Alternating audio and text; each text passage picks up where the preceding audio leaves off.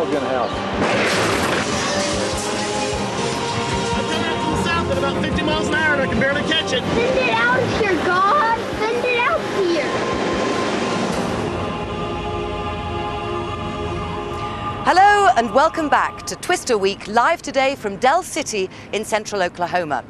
Last night was a dramatic night of storms, with twisters touching down across Tornado Alley. There's also been torrential rain, flash floods and serious lightning. This is what it looked like here yesterday morning.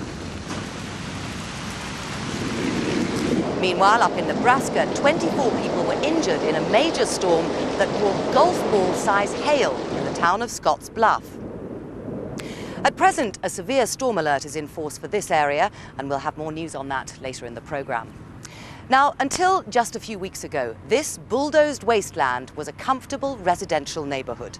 Every house in a mile-wide strip was completely destroyed when a powerful tornado smashed its way through this town. Later on, I'll be talking to a mother and daughter who survived right here in the path of the twister and finding out how they did it. There's not much left here now, but it could easily have been a very different story. The storm does not play games. Tornado directly in front of us. The tornado that hit Del City was first reported just before 5 o'clock, about 40 miles to the southeast, near the town of Chickasha. It then travelled northeast, devastating the towns of Bridge Creek and more. If it stayed on this path, the people of Del City would be safe, but at 7:20, the twister veered north. Now Del City was directly in its path, and the tornado was huge.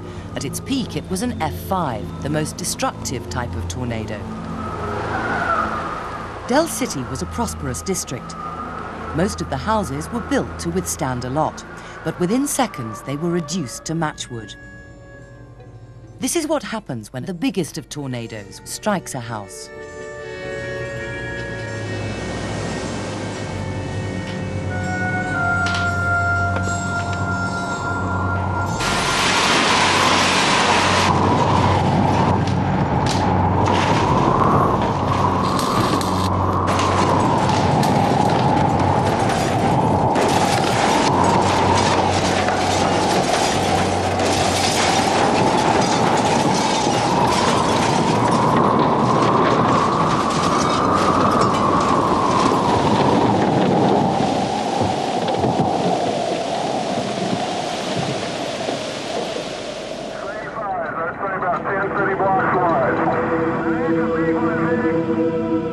Some years ago, a violent tornado devastated the town of Wichita Falls in Texas.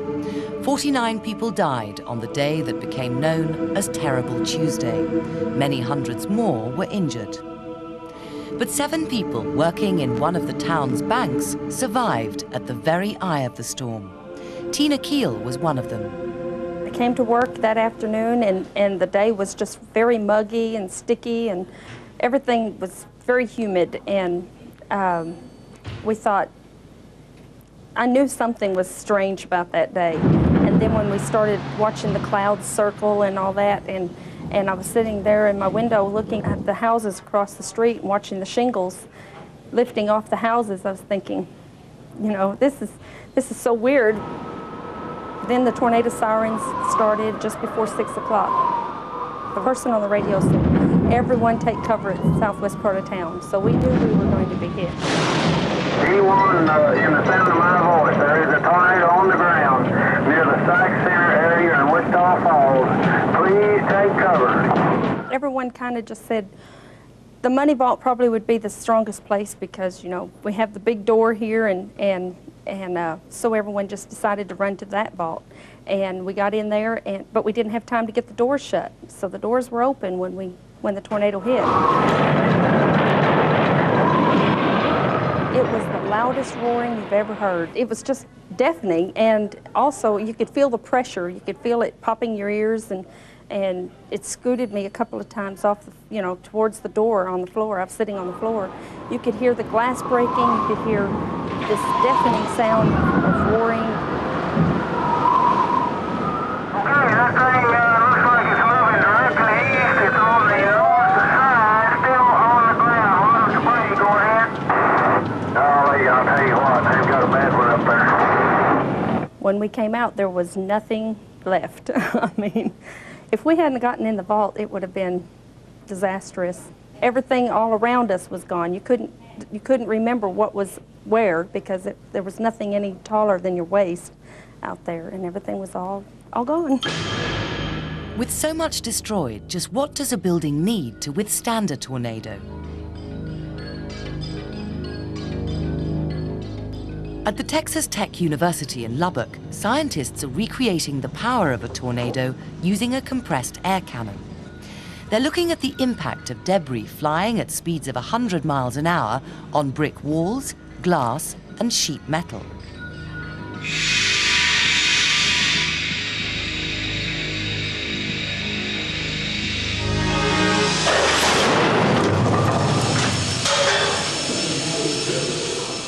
This is the kind of debris you might expect to be unleashed at high velocity in the course of a tornado. Bricks, wood, steel, copper piping. Ordinary buildings don't stand a chance.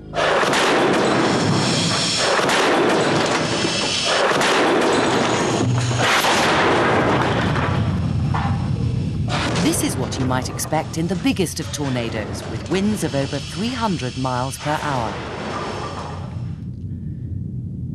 But flying debris isn't the only kind of missile associated with tornadoes. Hailstones routinely become golf ball-sized at least, easily damaging car bodywork and smashing windscreens.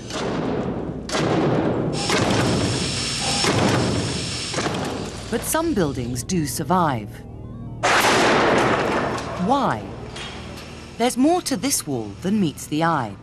The secret is that it's not just ordinary brickwork. It's a sandwich of reinforced concrete and steel. Experts now recommend that those living in Tornado Alley build a safe haven in the middle of their house using these toughened materials. The advice was taken seriously by at least one household in Oklahoma City. The house was totally wrecked, but the family survived without a scratch. They were safe inside this storm shelter. And this is where that house once stood. You'd come in up this step here. This used to be the front door. Over to my left here, the tiled area, that was the kitchen, and right here was a small living room. Over on the right-hand side, we had a bathroom and a bedroom. Now, this is the storm shelter that saved that family's life. It's made of that concrete and reinforced steel you saw just there in the film. Obviously, very small, pitch black in here when the tornado was passing, but incredibly effective. And the family that were inside there are with us now, Norma and Beth Bartlett. Thank you. Thank you for joining us. Obviously, a terrible sight right now, but you're alive thanks to this. Sure. What was it like when you were inside? It was terrifying, very loud. You could hear debris and trees, roof crunching, crackling, falling in around us, other houses falling, everything hitting the walls. And indeed your own house falling down around Here's you. Roof tearing off. What made you build this shelter in the first place, Beth? Because a lot of houses down here don't bother, do they? No, this is one of very few. Just fear. I've always been afraid of storms, and this just seemed a simple, easy way to take care of that problem. So did you think that something like this was going to happen? No, you don't. You can't even imagine something like this happening. So the storm passed, you emerged, obviously unscathed thanks to this. What did you find when you got out here? Totally devastated the whole area. Our biggest problem was even finding a way to get out of the house. There was so much debris in front. We only had one door that was even a possibility, and it was just so full of debris that you couldn't get out. Norma, how about you? She had to make a path for me to crawl over. I couldn't even climb over it. We had to use sofa cushions to climb up over everything stacked in front of the front door. And how about around you here, around your house? Trees, houses, pieces of sheet metal from the siding, cars twisted, thrown all around. Are you going to stay here now after all that? You bet. You're going to stay put? This is home. We're going to rebuild just as quickly as we can. You're going to rebuild around your shelter? Yes. Yeah. Well, Right lots of back on luck. Lots of luck. Thanks. Thanks. Now, When we last saw our storm chasers on Monday, they were getting battered by an immense storm with hail the size of tennis balls, but they still hadn't seen any tornadoes. And here's Nick Baker to pick up the story. We've had several days now without a storm, and we're getting desperate to chase. Well, today appears like just about any other day. It's just as sunny, just as blue, but there's a chance of a storm. We're heading east from here to a place called Shamrock, which is still in Texas. Now, with a name like that, we've just got to be lucky. We've got to get a storm. After the boredom of the last few days, it's a relief just to have some clouds to watch and some weather to follow. Today, we're starting to feel optimistic. From what you've heard today, what do you think's going to happen? I think we're going to see some thunderstorms. 3 days. Well, 2 down day, 1 day travelling, a down day yesterday. Action today. You reckon? Yeah, absolutely, no doubt about it. I think. I see a lot of things coming together that are going to at least generate us some thunderstorms. And when we get to Shamrock, hopefully they'll jack in the computer and get the latest update, and we'll see which way we have to go from there. There's a low right in this area here. Once in Shamrock, Jim checks the data. We probably want to be. It's good news, we're in the right target area, but we need to move further south to get closer to the developing storms. There's an inner excitement all the time with me. You got to come here wanting to see a tornado, but not 100% expecting it, because it's never guaranteed. You've got to be in the right place at the right time. We've got experts who are trying to do that for us. You can't ask more. We're going to have storms, definitely. It's just tornado storms, I don't know. These low clouds, they really look good. All we need now is a good spot to watch and wait. Well, this is the moment the excitement's been building up to. This is where we find out whether or not all those hunches and all those predictions are right. Now, we've headed slightly south of, let's hope, the lucky Shamrock. We could get a storm. We could possibly get a tornado. It's just a case of waiting. We got a storm already going on out up there. there. While we're watching the clouds, news is coming in of the first storm starting to develop. Hello? Hey, it's me. Hey, Bobby. Okay, I just finally saw a decent radar and satellite loop for the Panhandle. Yeah, Rocky just called me, said it's a big old supercell monster up by Pampa. Sounds like something's about to kick up now. So I'm busy trying to listen to what our experts are telling us, but it's looking good. Bobby says that the latest satellite shows nothing other than that storm, and he says it's turning into a monster. It's gone supercellular already. Between Borger and Pampa. Oh, okay. And that's easy to get to. We can just cross up 83. We can just shoot right up 83 up to about Briscoe, and it'll put us right in front of it. Yeah, yeah, because especially if it's turning right, it will. Well, let's get out of here. Go! Go! Go! Go! At last, the chase has finally started. Is this what you've been waiting for? Yeah, it is. As they say, the chase is on. So I'm going after it. So I might join you then. Yeah. Getting nervous myself. The storm we're targeting is growing into something big. It's changing with every second. It's fantastic. The adrenaline's really pumping now. We've got the storm. We're just running around the roads at the moment. We're just taking a turn off the main road, so things are looking really good. This is just unbelievable. I just can't keep my eyes inside the van at all. Just loads of lightning everywhere. There's a wall cloud that is persistent that we've been following now for, I don't know, 15, 20, maybe half an hour. And it's still there, and it's doing lots of stuff, and hopefully we're going to get a tornado out of it later on. It's time for a photo stop.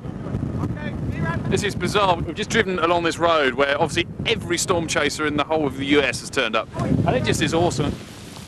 Suddenly, part of the vast black storm cloud begins to lower towards the ground. First, a funnel-shaped cloud forms, and then a tornado touches down. Oh, yeah. Our first big tornado of the tour. It doesn't last long, only touching down for the briefest of seconds, but for me it's an incredible sight, unlike anything I've ever seen before. Oh! Probably what it feels like to be at the bottom of a plug hole. It's like this huge thing is just spinning above us, and it's like the disco. It's like the disco of the gods up there. There's flashes of lightning within it, and then there's cracks of thunder. Those fantastic sound shock waves that have been sent down. Not the only thing it was sending down. Ow! It's not right, Jamie. They're throwing stones at us now. That is hail. I know it's not much, but ow! It's not not much for standards around here, but that's a long rope. They're quite big and they hurt. I hope they don't get to tennis ball size. But the hail does get bigger, so we take cover, exhilarated after seeing our first tornado. Oh, absolutely brilliant. Words can't describe how I feel. And that one only just touched the ground. It just took a bit up with it, but wow, first full chase, and look at the result. And it's absolutely hammering it down at the minute, as you know. Okay, I'm getting in the car. We're still chasing, but the hail is getting bigger all the time, dangerously big. Oh, look at this size of those! We're actually getting hailstones that big. We're kind of like a little bit desperate at the moment. Jeez, that hailstones. I'm lost for words. It's we've kind of been cut off from the route we wanted to take by some roadworks and a lorry and all the rest of it. So we're driving around the mesocyclone, which is the rotating base of the storm, and this is just awesome. I'm more worried about the dents in the vehicle. Oh my God! Oh, I lost my windshield completely. It looks like Spider-Man struck in here. These are more than spiders. Oh my God! We're on 70 south of I-40. A cricket ball-sized hailstone had totally shattered the windscreen. Charles warns the others to avoid the area. Don't get in this. That was scary. That was scary. That hail. The van has taken a real battering and is out of action, so the chase is over for the day. You have lowering back in there, Jim? Altogether, an exciting end to the day. Well, as I mentioned earlier, we've had storms here since yesterday lunchtime, and more are due this afternoon, so we could be headed for a battering by that sort of hail later on. With a lot of tornadoes still touching down, of course, storm chasers are out on the road as I speak. On Monday, when I was talking to TV weatherman Gary England, he forecast storms and he was absolutely right. One of his storm spotters filmed this tornado just hours ago. I'm going to zoom in on that motion.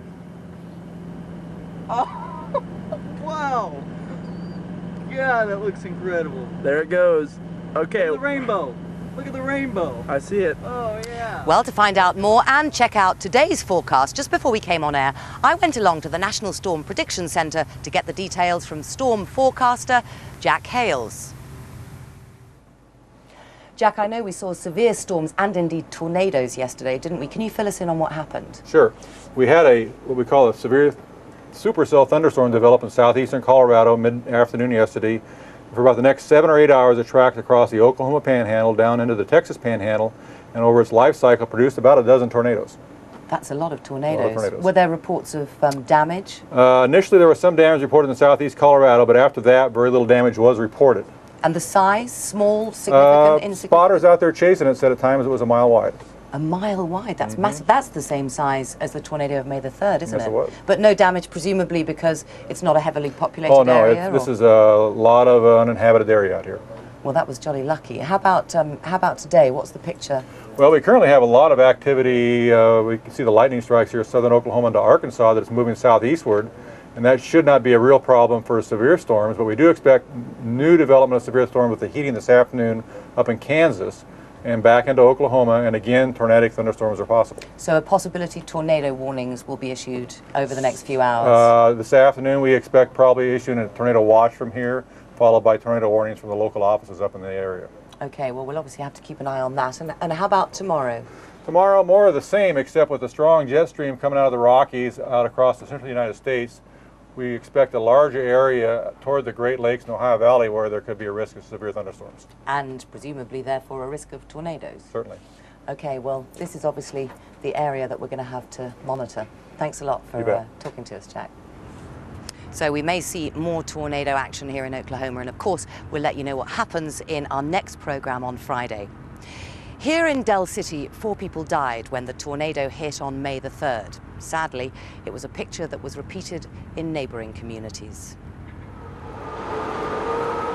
Immediately after the tornado hit, everyone's first concern was finding their families. A lot of parents were frantically searching for their missing children.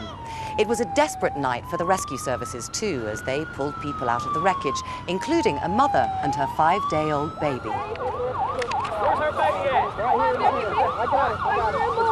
They're fine. Let's go up here. Can you walk? Take her up to the ambulance? Yeah. Put her on that scoop and take her up there. Need a little more help? Miraculously, mother and baby escaped unhurt, and they're with me now, Jennifer Briles and baby Marissa, who's gorgeous, and she's fast asleep. Jennifer, those pictures of you looked terrifying, and we'll come to what it felt like in a moment. But first of all, when you heard the tornado warnings, what did you do? Well, when we heard them, I thought, oh, it's just another tornado, it's not gonna hit. And then finally I realized, oh my gosh, it's gonna hit. So what I did is I grabbed a lot of blankets, I grabbed a mattress, my grandmother, my baby was in there, and then I got in there. You went into the bath, didn't you? Yes, the bathtub, yes. Why the bathtub? Well, they say it's the safest place. So you'd heard that from yes. the radio and yeah. TV? And now I actually believe them. So you were in the bathtub. Tell me about when the tornado passed over you. When the tornado passed over us, it was horrible. First hail hit, then the glass was breaking, and the next thing I knew, freight trains were going over. It sounded like a freight train. And how about so that was when it came at you. How about the center of the storm? Because people talk about... It was calm. It was calm. But when it was going over us, I could feel my life being sucked out of me, my breath. So. And then you were hit again as it moved through. Yes. How about Marissa in all of this? She was sound asleep. She was fast asleep? Yes. And so you felt the house pull up, come down on top of you. So you were trapped, presumably. What did you do then once the tornado had been through? Well, we were trapped in a little hole in the bathtub, and the mattress was over us, and we were trapped, and we had no air. Mm-hmm. I had to punch out air so we can get air in there. So. And you had to wait for the rescue services? Yes, 45 minutes. And when they came? When they came, they got my grandmother out first, then the baby, and then they had to saw my leg out because my leg was trapped under there. They didn't saw your leg, but they had to saw around your leg. I was pretty scared about that, though. I was like, no, leave me under here. I'm fine. Well, thankfully, all of you escaped without injury, didn't you? Mm-hmm. So thank you very much indeed for coming in and talking to us today. Thanks. Now, throughout this tornado season, our cameras have been following several groups of storm chasers as they go in search of the enormous supercell storms that can develop into tornadoes. One experienced veteran of storm chasing community is Jack Corso, who's had a lifelong passion for lightning. Shilpa Mehta reports.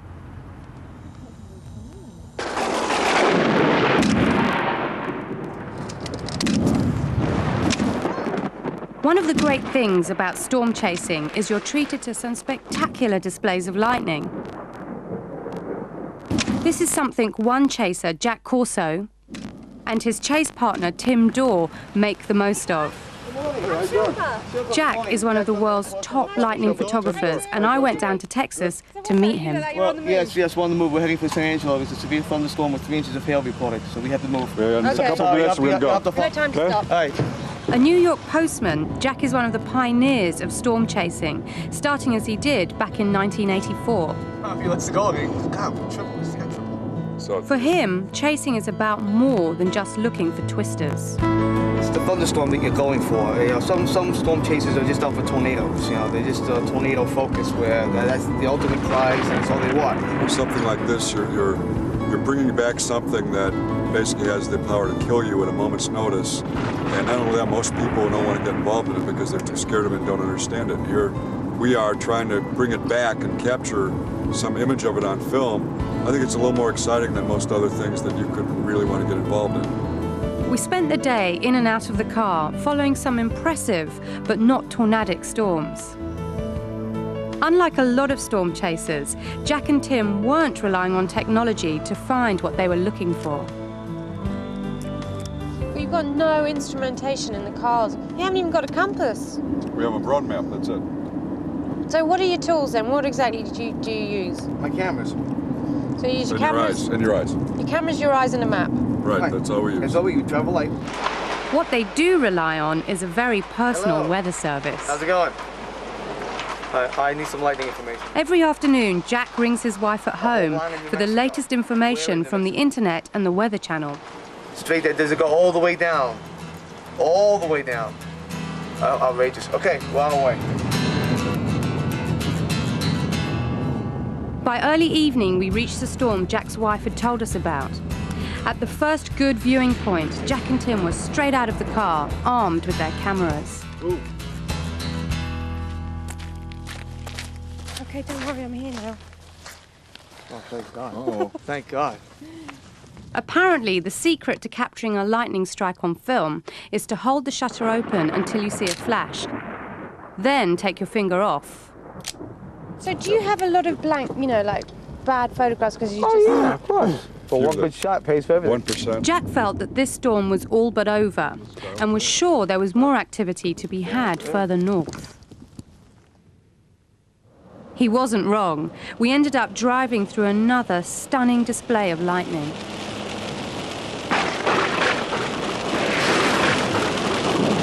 I thought this was impressive until I saw this. I've never seen anything like it. This cloud is just dancing. It's just shooting out lightning everywhere and lighting up from inside and just putting on the most spectacular show for us. We had to stop and have a look, even though it's very, very dangerous.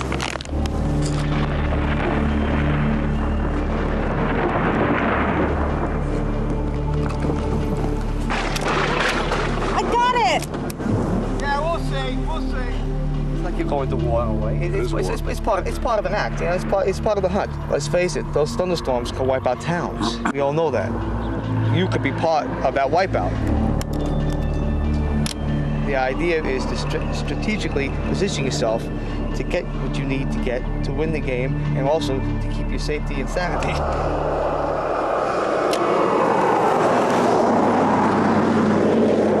It's the idea of you're taking on a force that's the most majestic force in the universe. You can't tame it, you can only work with it and try to come out alive. That's what it's all about. And you get the pictures to show. One of the best storms I've seen in years. Bolts, just fantastic. Just never seen a cloud light up like this. Just amazing. Well, I'm sure I would have been petrified, but at the same time, I would have loved to have been there. That's about it for today's Twister programme, live from Del City in Tornado Alley. You can find out more about tornadoes on our Twister Week website, which is at www.bbc.co.uk/education. And don't forget that we'll be back for our final programme on Friday evening at 7 o'clock.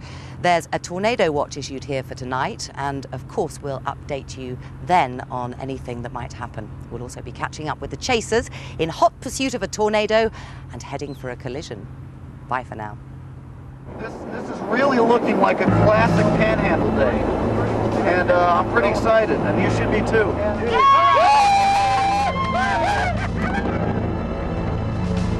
We're coming to our east road. It's Ranch 293. Watch off your left-hand window for touchdown. It's going to produce a tornado at any minute.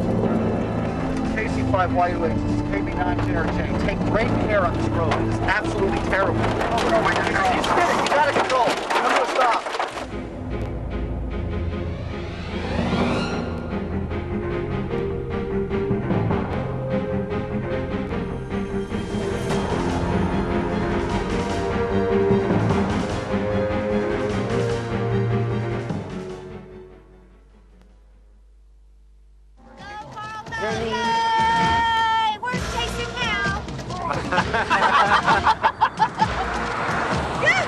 I've just learned some really depressing news. We're here at the moment, we're in Dodge City.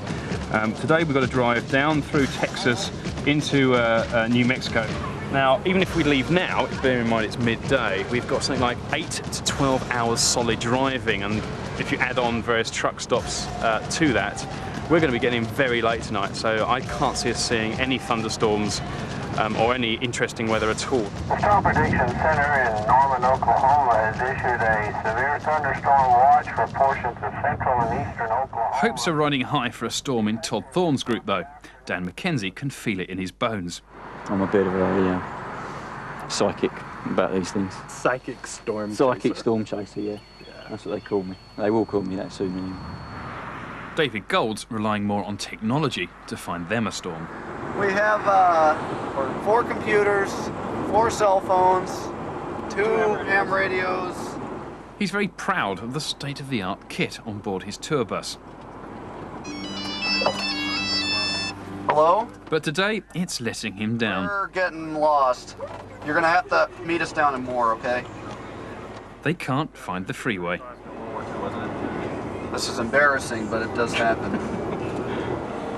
If they can't find the freeway, what chance have they got of finding a tornado? It's on the greater Oklahoma City map.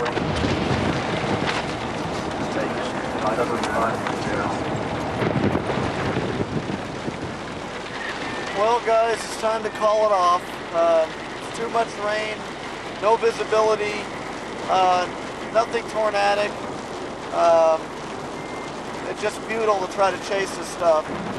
But the day's not quite over. On their way back to the motel, they catch the end of a spectacular light show. Bad weather, great holiday. Well, we'll be back with the storm chasers later in this programme and throughout the week. Right now, here in Oklahoma, it's blue skies, pretty cloudy, incredibly hot and humid, but thankfully no tornadoes expected today. But what's the picture across the whole of Tornado Alley? Earlier this morning, I went along to the Storm Prediction Center here in Oklahoma to find out. So Dave, how's the weather forecast looking today? Okay, well, looking at the satellite picture, right now, here's the state of Oklahoma, and we're located here in the center part of the state. You can see the red here on the satellite, and this is indicative of strong thunderstorms that are now producing wind damage moving through Kansas and Missouri, generally to the north of Oklahoma.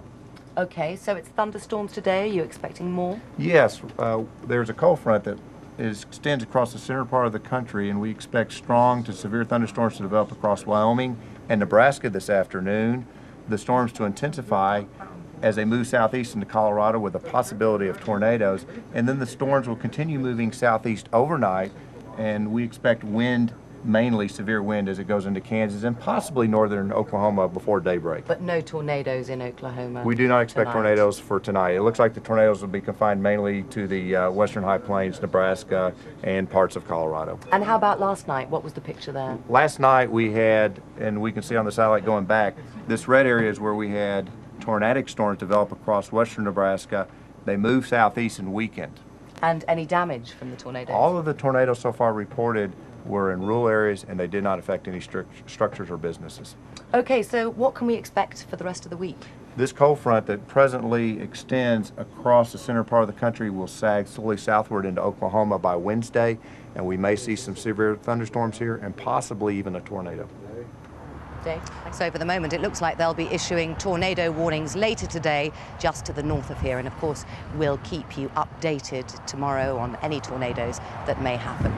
If you live in Tornado Alley, you don't need to chase tornadoes. Eventually, they'll come to you. Whenever people see twisters on the ground, they report them immediately so that warnings can be given on radio and TV. Warnings that can save people's lives. The tornado is perhaps the ultimate storm. With winds of over 300 miles an hour, it can be more powerful than a hurricane. And all this energy is packed into a tube that could be anything from a few yards to over a mile wide. Because of the catastrophic damage and the loss of life they cause, enormous efforts are put into developing early warning systems. But it's not easy. Currently, the most commonly used method of detecting tornadoes is Doppler radar, but it cannot really tell if the tornado is on the ground. That means 80% of the tornado warnings prove to be false alarms.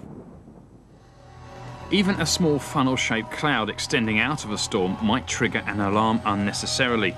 The danger is that too many false alarms and people will ignore the one that's got it right. What people need to know is when a tornado is actually on the ground. Frank Tatum has a possible solution. He's an engineer. His job was to minimize vibrations affecting the space shuttle, and that gave him an idea. As air flows over the space shuttle, the flow is basically turbulent. It's very unsteady and irregular. And this is like a bunch of little hammers hitting on the surface of the space shuttle.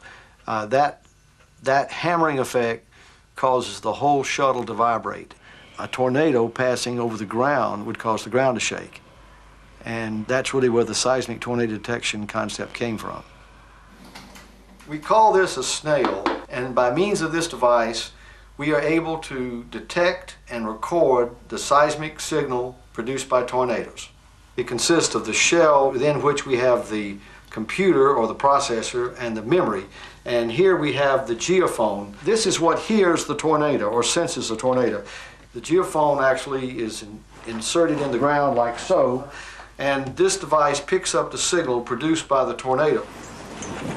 The next problem was how to get those snails into the right position. They called in the professionals. Tim Samaras was one of 6 independent storm chasers chosen to try and deploy a snail near the path of a tornado. Time 7:45, snail deployed. Large tornado to the north. He put out the snail about 2 miles from the tornado, and the tornado went right by, and we got a beautiful signal. And it was a very exciting time for us. The seismic signal from even the weakest tornado is similar to a freight train passing 30 feet away. The big killer tornadoes produce a signal 1,000 times as strong. Eventually, Frank hopes his detector will reduce false alarms and wants to develop a protective ring of snails around the towns most at risk from tornadoes. Such a warning might save lives, but there's nothing that can be done to save their homes. For the houses round here, there's absolutely no hope if they're hit by a major tornado.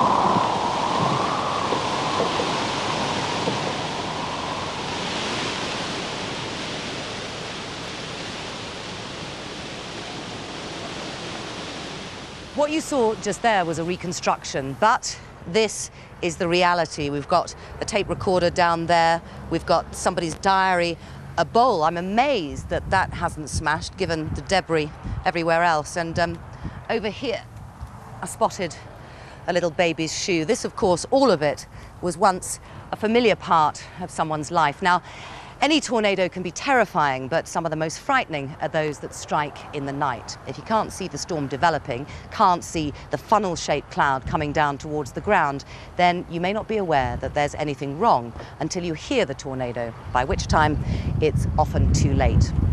2 years ago, one ferocious nighttime twister crept up on the city of Ogden in Illinois.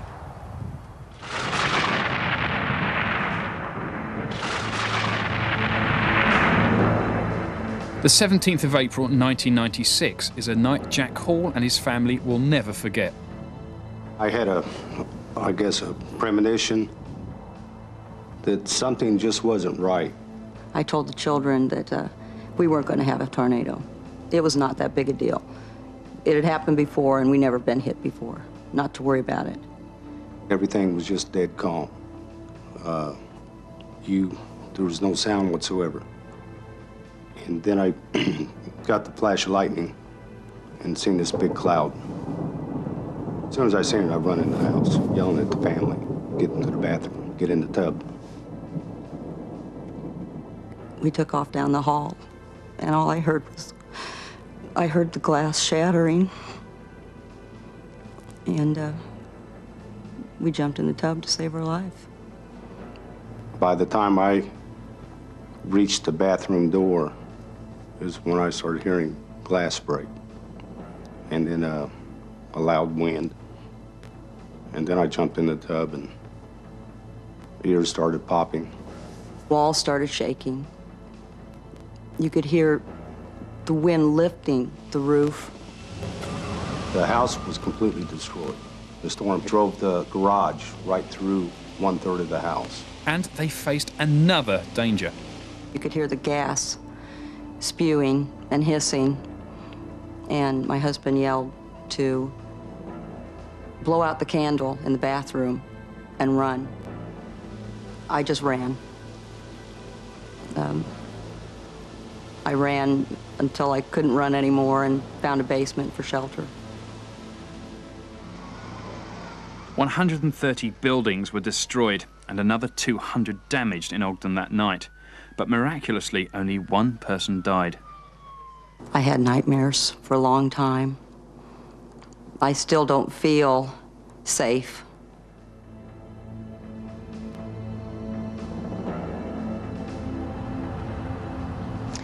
Most tornadoes happen from mid-afternoon onwards. It's the heat of the day that builds up that destructive power. Here in Oklahoma on May the 3rd, it was a sweltering day. 55 tornadoes formed in the space of a few hours. The biggest of them touched down at 10 to 5. It was right here in Moore that the biggest one reached its maximum ferocity. It came from the southwest over there and moved diagonally in this direction. Just a quarter of a mile from here, it crossed a major interstate highway, I-35. Traveling at nearly 30 miles an hour over the ground, the tornado offered motorists very little chance of escape. Well, one of those who was caught in it on the highway was Mike Wilkins, and he's with us today. Mike, thanks a lot for coming along. Tell us what happened. You were driving home from work, weren't you? I was driving home from work, came to this overpass. There were cars stopped underneath it. I got out of my truck, walked to the front of the truck, and the tornado was about 300 yards away, coming through the neighborhood. We ran up underneath the overpass. There's a crawl space. There wasn't room for us to get into the crawl space. The last car to pull up was a Vietnamese family. The husband and 2 children couldn't come up the embankment, so the wife did and held onto myself and another man, and the tornado hit us. So there was a group of people in the corner of what we call a motorway bridge, just underneath there. Yeah. Okay, and what happened as the tornado approached? When it hit us, it started throwing debris underneath. When the actual funnel itself hit us, we couldn't hang on. It blew myself and about 6 other people out from underneath the overpass. Tell us some about what the tornado looked like, what it felt like, because obviously you saw it up, well, frighteningly close, too close. All you could hear was a roar. It sounded like a large train or a waterfall. The air was completely solid. There was boards, mud, pieces of buildings, sheet metal. You couldn't see farther than a foot or so in front of you. Okay, so it came upon you. You were all holding on together, weren't you? Yes, we were holding on, and it blew us out from underneath the overpass, and we landed about 60 yards away from it. I kept hold of the little girl, and another gentleman did also. When the center of the tornado went over, it was calm, just like they say in the movies. It was very calm, and you could see blue sky. Talk us through that, because people do always talk, don't they, of it being completely quiet, which seems quite remarkable, particularly in something that size. It was just like today. It was just as quiet as today is. You could see the blue sky all the way through the middle of the funnel. And when it passed us by, the other side of the tornado was going the other direction, and it picked us all back up, and that's when it picked, her name was Tram, it picked her up into the funnel. This was the lady who was holding on to you? Lady. We just couldn't hold on to her any longer, and it blew me against the overpass. The gentleman that was with me, it blew through the overpass to the other side, and it pulled her up into the cloud. And what happened to her? They found her a week later. It had killed her, and she was buried under debris. What was going through your mind when all this was happening? Did you really think that, well, presumably you did think this was it? Yeah, I had no doubt in my mind that I was going to die. I was waiting for something to kill me. It changed my whole outlook on life. Don't take anything for granted. It can happen to you. I didn't get hurt that bad. I got a busted up ankle, and I've still got pieces of metal stuck in my leg, and I've still got wood stuck in my back. But the doctors say it'll work its way out. You've got metal in your legs? Yes. What was? They don't know if it's roofing nails or pieces of wire. Doesn't it cause you pain? It does if you touch it, but it's so deep into the muscle, the doctor said to leave it alone. I got a tetanus shot, and they said it'll either work its way out or the body will absorb it. So. And just mentally now, how are you? Because I find it incredible to imagine that kind of thing coming upon you anyway, but what it must do to you afterwards is hard too, isn't it? Yeah, I can't, during thunderstorms or when it's thundering and lightning, I can't sleep at all. I stay up, I'll get up and check the weather. I'm thankful that so many people were warned, and that Channel 9 and all the other channels did such a good job of warning everybody, because if they hadn't, it would have been a lot worse. It hasn't prompted you to want to move away from this area? I mean, that's the other thing that a lot of people will ask themselves. Why, if you've been through this, would you want to stick around?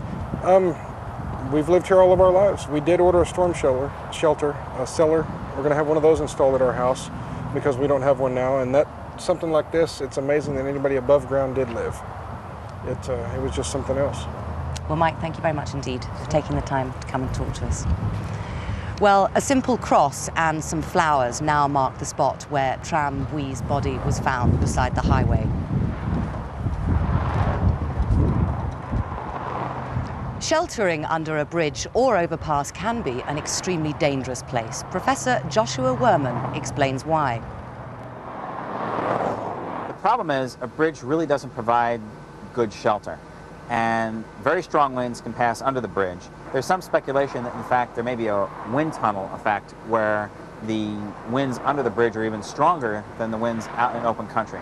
If you can get away from the tornado, or if you can seek a secure shelter or an underground shelter, those are far superior than being under a bridge. You should only go under a bridge if you absolutely have to.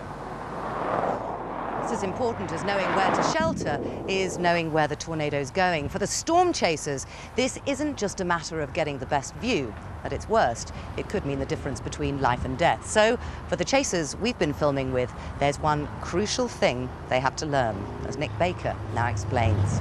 PC5YUH, this is KB9JRJ. What we're doing right now is we're just going to try to get west of town a bit.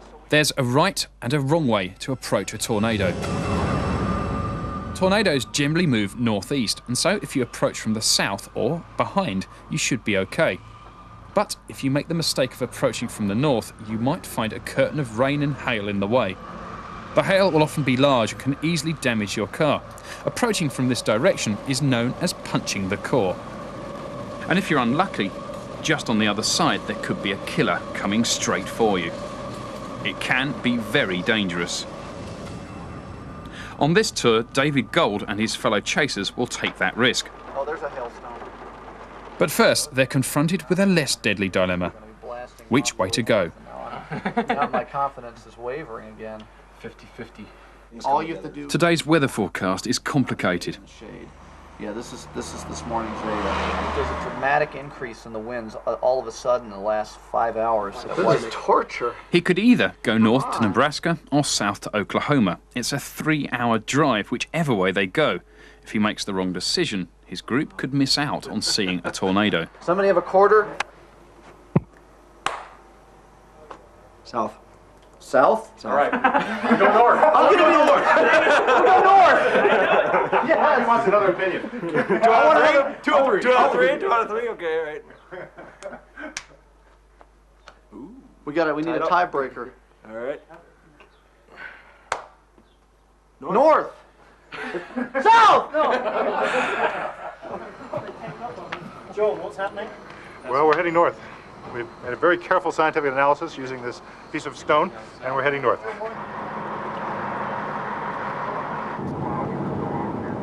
Basically, this is the heat of the chase. We've got a lot of different storms going on all over the place, and we're trying to target the best storms. So now we've gone from trying to target the best general area for development to targeting the best of storms that are developing now. So we're kind of honing in. And what we have going on to our northwest is we have rather vigorous, severe thunderstorm development. They're not alone in chasing the storm. They spot another group of chasers, a government team of scientists, Vortex. That's Vortex. They're going the opposite direction. Project Vortex, I will show you. who actually work for the National Severe Storms Laboratory, they just passed us further on down the road. They were heading off that way. We are heading... Dave, where are we heading? We are doing completely the opposite of what Vortex is doing for now. I do not give one damn what Vortex is doing. I'm going to do what I think is best for our group. Soon the storm he's chasing is producing strong winds. Look at that outflow surging out from it. Check that out. That makes for some cool video. The outflow wind from the storm is picking up and the temperature is dropping. 39, right? Okay, as a spotter, when you're looking at a storm, if you have winds blowing at your face, that indicates that you're looking at outflow. And you can also tell because it's cold. This is cool. I'm happy. This is wind speed. We had a gust of 39 miles an hour. It's so cold out there. It's amazing how quickly things change. This is totally impressive. I mean, I think Super 8's the winner. I'll make sure. You know, I don't care if I don't see a tornado. We'll take it. As long as it stays like this. Looks like we got a little peculiar rotation up there to the right. Wow, hang on. Oh, wow. Whoa, jeez. Look at that. Jeez. That looks impressive. That's got to be something, eh? But David's not impressed. It's only dust being picked up by the wind. It's time to turn around and try and find a motel for the night. The next day looks more promising still. I think we're going to target that cell that's right there to our west-southwest. Right, you can see it right there. Looks good. It's got good, hard, cauliflower-shaped clouds to it. Good anvil. It's reading the situation meteorologically. It's a good, solid area of development, and it's persisting. I think we're going to have a good supercell here today. A few miles away, a group of scientists is getting ready to probe the same storm with Doppler radar. They're not here for fun. They're trying to find out what happens at the heart of the storm in order to make more accurate tornado predictions. This stuff here is... Howie Bluestein from Oklahoma University leads the group. I see some activity back to the southwest, but the best activity, in my opinion, is just up to our northwest. We're going to move north so that if something does develop, we can get into intercept mode. Approaching from the other side of the storm, David Gold can't see what's happening, so he decides to take a risk and punches the core. They go up like this and they take their time, and then all of a sudden, kaboom! The scientists deploy their radar. We would be extremely surprised if a tornado happened. We're not expecting that, but we are scanning it. It's to take a look at it. There is, like I said, some good motion in it. Oh my God. Tornado.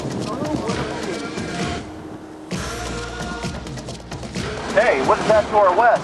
Tornado! Tornado! Tornado! Oh, wow. Yes. Big, huge. Oh, man. David Gold's risk pays off. They see the same tornado, but it's just far enough away to be safe.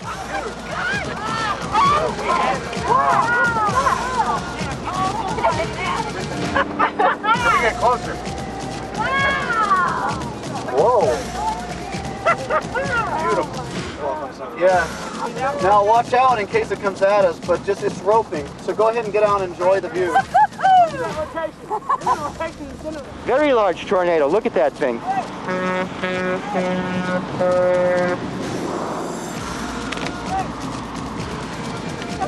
I'm shaking. That was the most amazing sight I've ever seen. Oh, it's going away! It's broken out. A few minutes after they arrive, the tornado disappears. How far away was that? John? A mile. A mile? Let's go! Yeah! Oh man, I've waited 28 years for this. Yeah, and it was just spectacular. I mean, no words can describe it. It was a big surprise to us to see a tornado right in front of us. It was well worth all the time we spent chasing. And I'd do it again. That's number one. So we'll christen the funnel. I christen the Silver Lining Tours. Number 1, 1999. David, drink up. Here's to David. Here's to you guys. Yes. Thank you, David. Everybody else, thanks a bunch. Silver Lining crew. Cheers, cheers. Hey, thank you, David. And we'll be catching up with Nick and the Chasers again tomorrow. But before we go, I'd like you to meet another very lucky survivor. This is Nikita, and she's a Siberian Husky, and she belongs to Karen and Jerry Doshia, who we met at the beginning of the program. Karen, tell us what happened to Nikita when the tornado hit your home. Well, when the sirens started going off, I took her in the closet with me. It was very hot in there, and she was starting to get sick, and I was afraid she was going to throw up. So I went ahead and let her out, thinking that the odds of the tornado actually hitting were too great for it to happen. So I let her out, and she went and hid from me. When the tornado, when I did hear it, I went back to get her, but she was hiding from me. Right. And I didn't have time to look. I just had to go and seek shelter for myself. But So the tornado hit. The house, your house, as we heard earlier, came down on top of you. Thankfully, you were all right. And how about Nikita? Where did she turn up? I believe that it took her when it took the roof off. She was found a mile away. A lady found her and put her in her backyard and then called me the next morning.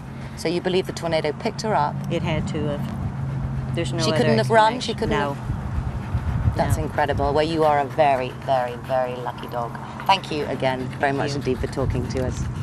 Well, that's about it from our first live program for Twister Week, coming today from the town of Moore in Oklahoma. In a typical year, around 1,000 tornadoes touch down across America.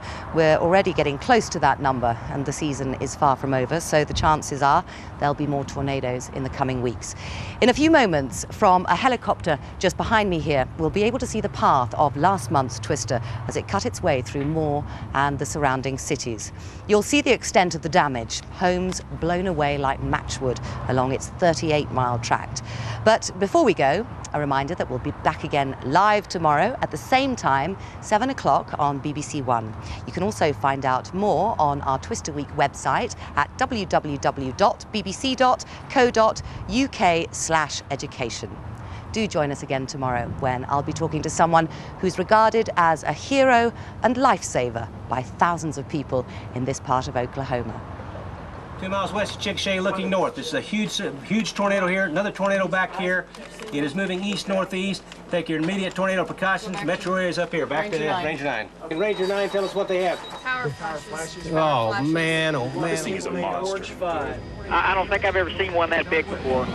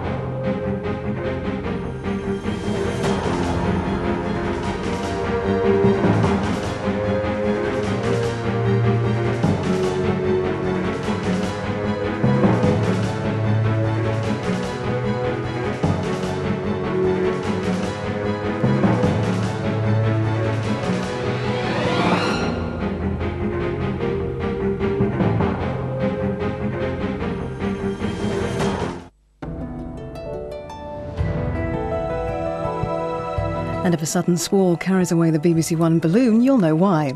Short Twister reports through the week. First, in Louisiana trailer park. This is not X-Files. This is real.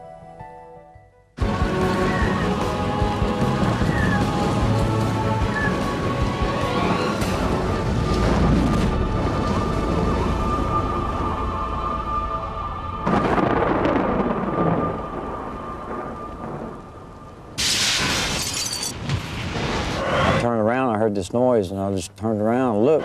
I heard a banging, like somebody banging on the bathroom door. So I turned the water off and I started to step out of the shower, and I could feel the trailer rock, and it threw me back into the shower, and it felt like the trailer was flipping because I felt myself flipping around in the shower. The air pressure was ferocious. I couldn't turn loose the door to put my hands over my ears. And I thought, it's crude to say, but I thought it was going to pull my brains right out through my ears. We screamed our prayers. It was so loud. We were screaming, both of us, at the top of our lungs. We were praying. He just kept coming, kept roaring. He just went and took off. And when it did that, I took off. And the only thing I think of was my two girls being at the house. I figured it was headed that way. I don't think I've ever seen anything like this. It's like being back in Vietnam.